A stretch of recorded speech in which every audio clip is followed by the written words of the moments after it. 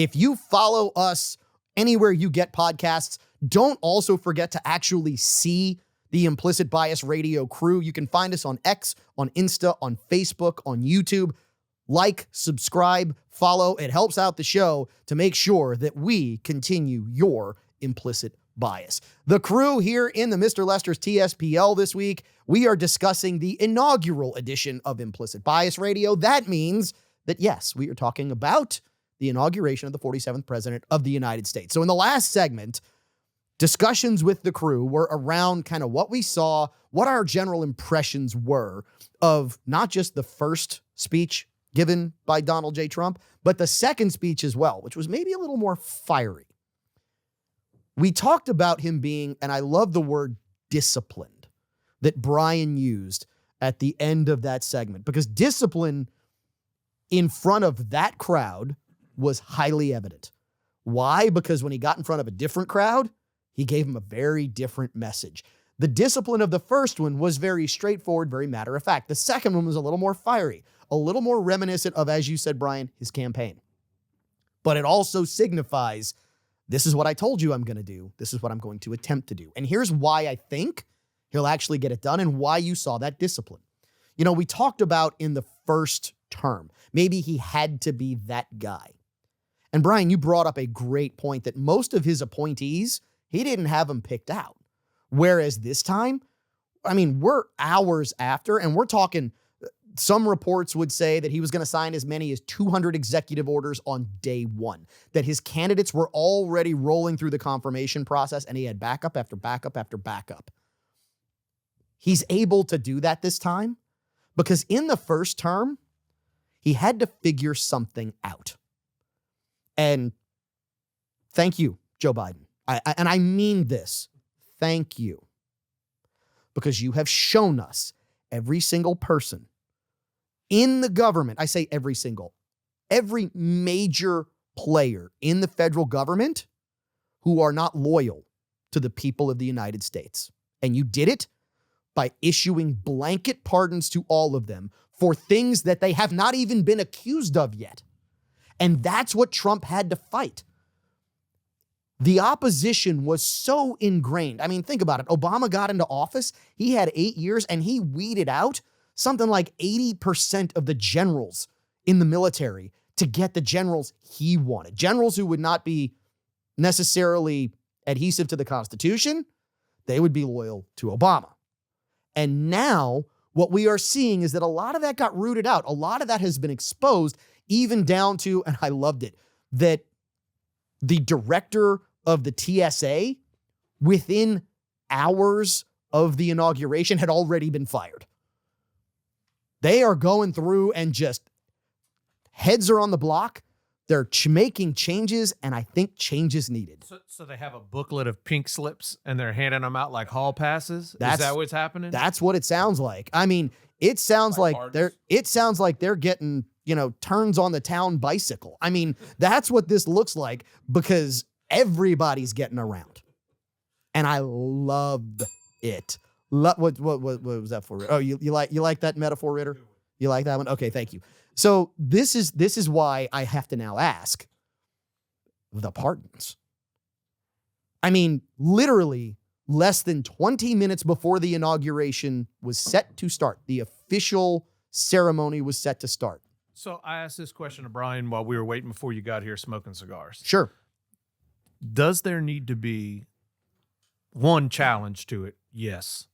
What kind of challenge does that need to be? And I'm so glad we have Chris here. Maybe he could help us. The consigliere's here. I don't know if you know. But it's like, do you have the Supreme Court justice review it and say, hey, this is constitutional or not? I mean, there's got to be something because this thing is carte blanche. It's not even, Fauci back to 2014. You pulled that one right. I was just going there. Saw you. I was like, oh man. But there's, and in the family members, like you said, 20 minutes before, like that was set up. They had tea. He left. They said, slide the paper.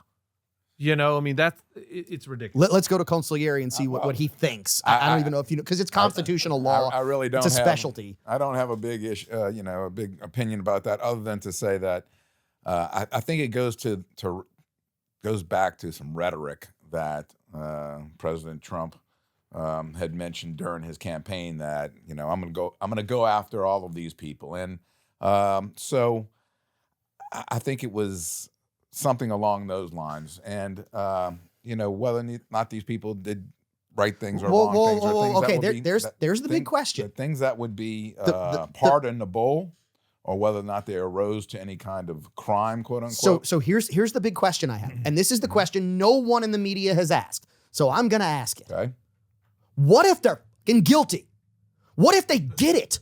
Okay. I mean, that's the whole point. Just to say, look, they came after me and it was against the law, and the media has branded this as retribution. He's got an axe to grind. Maybe they freaking did it. But if they did it, then the president has the right to Okay. have Okay. the pardon, extended. But I guess the question, or is whether or not people who are not, under the accusation or the allegation of a crime are being pardoned. So it's a carte blanche pardon. I think that it was more so that I've heard that I'm going to be the target, so I'm going to take you off of the, of the list. So. is that I kind of also would, not to interrupt, but it's just that I get the sense though that in the discipline and the what word did we use earlier, that his experience and where he's coming from, where President Trump is now developed in his political His statesmanship. his statesmanship, I think that I'm hoping he's looking forward and not so much backwards. But is this 3D And that- chess from him, and- making them tip their hand and, oh, we're just going to give everybody this, and now he says, oh, well, now they're admitting something. Well, so here's and the- now the judicial system. It's not that he's going after him. You've pardoned him. Let's challenge these pardons, and we're down that road of it's not me. You pardoned somebody. We want to know, why did you pardon them? Right. Well, it's my hope that that's water under the bridge, and that the president is now looking forward. And I think that that's what I get out of this man now, is that he is looking forward. Yeah, he might want to go back and kick some ass and rub some people, some people who rubbed him the wrong way. I want to go back, but I'm also getting the sense that, he's almost like, what, I'm done with that. We are going to make this country different. We're going to go after the things I've talked about. We're going to straighten out the border. We're going to straighten out immigration. We're going to straighten out the economy. We're going to make our country the premier place to be. We're going to institute the space program. We are going to build our military. I mean, it's not, you look at social media or whatever. I mean, we see China and Russia and these countries that are building their military complexes, and our country is having difficulty putting a freaking carrier out to sea. So, and I think that's these people screwed me in the back, but you know what? I'm done with them. No, I'm just putting a carrier out to sea is one of the most difficult engineering projects on the planet. But no, I'm not saying that it isn't. But that's the flip just me side is that, picking. Other countries are doing it. That's the point. They are doing it. Chris, the point I want to make, I agree with everything you just said as far as moving forward, going after the legitimacy of the pardons and attacking whether that they will hold up in court. I disagree with that. I think this goes to what Kavan just said, which is, what if they're guilty? I think a proper investigation conducted by Congress on this is the right course of action. I have heard the argument made that if you have a presidential pardon, you now have no you waive your Fifth Amendment right. I have seen that as well. Is that true, Chris? I honestly, I do not You know don't? the answer Okay. to that question. If it is true, this is the argument I've heard made, was that the congressional investigation can haul all these people in front, under subpoena, in front of Congress. They can be forced to answer questions, and even though they have a presidential pardon, they can be held in contempt and jailed indefinitely until they decide because to play they have ball. lost that Fifth Amendment right. Correct. Yeah. So as far I was hoping I have seen that as well. Yeah, I think that's a more proper. I am not a legal scholar. I am not either, did sleep in my house last night, so it's not a Holiday Inn. But anyway, But here's where I think we get. Here's where I think we have a problem, and it's this: the foundation of our government. You're not going to convince me it's on the up and up. The foundation is rotten, in my opinion. When you start looking at, and maybe we're going to get this if he truly opens up the JFK files and all these things.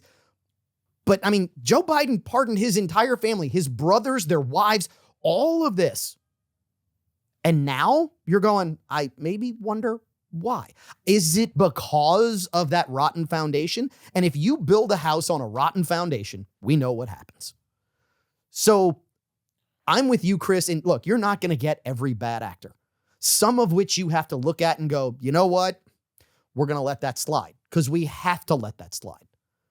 But there are a couple, I firmly believe, when you start looking into Russiagate and what went down with the FBI and the Hillary Clinton campaign and how a governmental entity and the DOJ was used against another political candidate. We make fun of countries who do this stuff, yet it was so ingrained here.